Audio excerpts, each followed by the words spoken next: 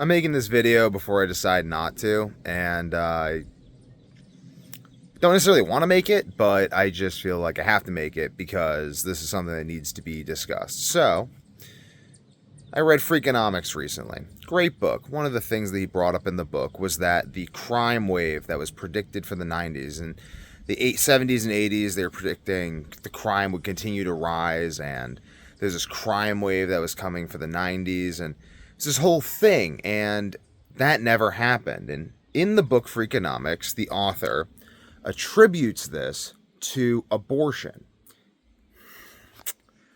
So he says that the crime wave never materialized because all of those people who would have been criminals were actually murdered in the womb or aborted. I'm not really getting into the ethics of murdering unborn children here. I'm not getting into how the elderly are going to be next. So you in your 50s, 40s, you should think about that, because if we can justify killing a child in the womb, how much more could we justify killing you when you're old and unproductive and a parasite and a burden? Think about that. So anyway, and you probably won't if you're pro-abortion, whatever. I don't know. Maybe you like to think. I don't know. This is not what the video is about. This video is about the fact that abortion has had a measurable demographic change on the United States. It has had a measurable change on the behavior of a country. I'll say that again. Abortion has had a measurable change on the behavior of a country. But that change is reducing crime. Yes, that's what disturbs me. So, on the first level, besides caring for the widow and the orphan and those less fortunate, now they're murdered and we don't even see them. On another level, those people represented the people who were struggling the most. The psychographics, the personalities of people who were struggling. Maybe they had antisocial personality disorder. Maybe they had a whole bunch of problems. But those were human beings. Those were our brothers and sisters. They came from the same genetic pool that we come from. They are our other half. Truly. Truly. For how do we know who we are without a them? What is us without a them? We need a them to have an us. So now in a society where our criminals are murdered before they can become criminals, and we justify this by statistics, we don't justify it by statistics. I don't want to distract from the point of this video. It's a really meta point.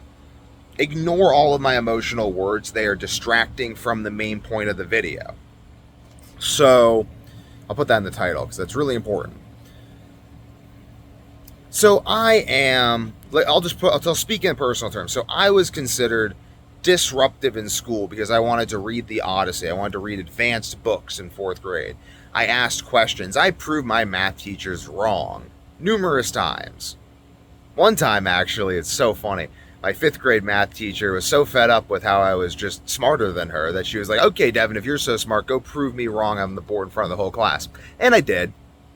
She never lived that down, but she hated me. What a bitch. But the thing is, though, like, I became considered criminal in a society where potentially, if all the actual criminals hadn't been aborted, I would have considered a more upstanding citizen. I mean, I'm not a criminal now. I don't have no criminal record. I've never been arrested. Nothing's ever happened. But in a society where the actual criminal are murdered before they ever see the light of day, those who are merely disagreeable become the new criminals.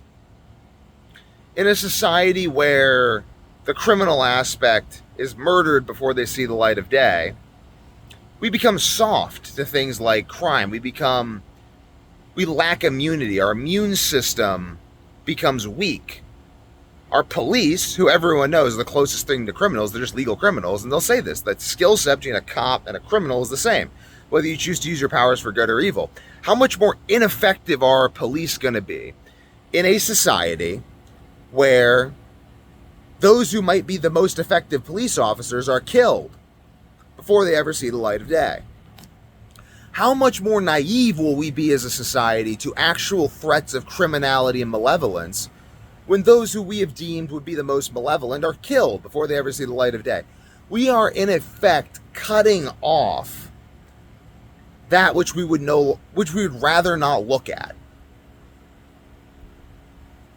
Or we have cut off something and we say it is good because it is that which we would rather not look at. But that is valuable.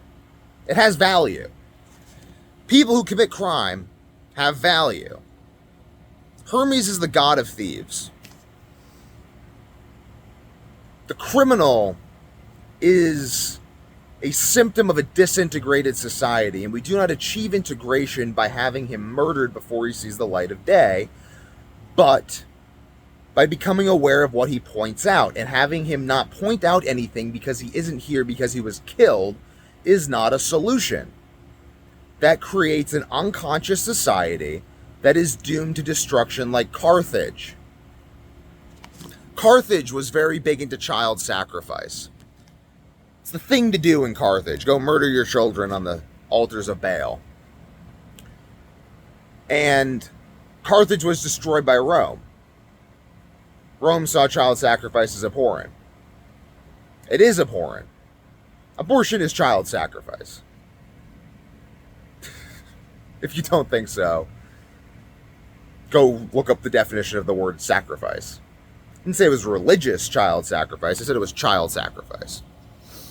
So, in a society that sacrifices its own children and justifies that, or at least thinks, well, it's a small price to pay for lower crime, or at least is happy that crime has gone down. You see, I see crime going down and I think, oh my God, we are so fucked.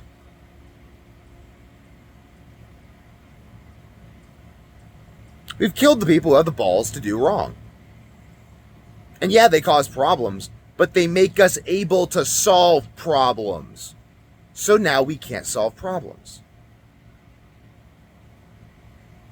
Who knows what the untold impact of this would be, but I would say it is societal collapse. I hope that abortion goes away and that we come to see it as abhorrent because it is killing those who need our help, who need our compassion, who need to be fought to make us strong. I don't want to be one of those fat people on Wall-E. Leave me a comment if you don't either.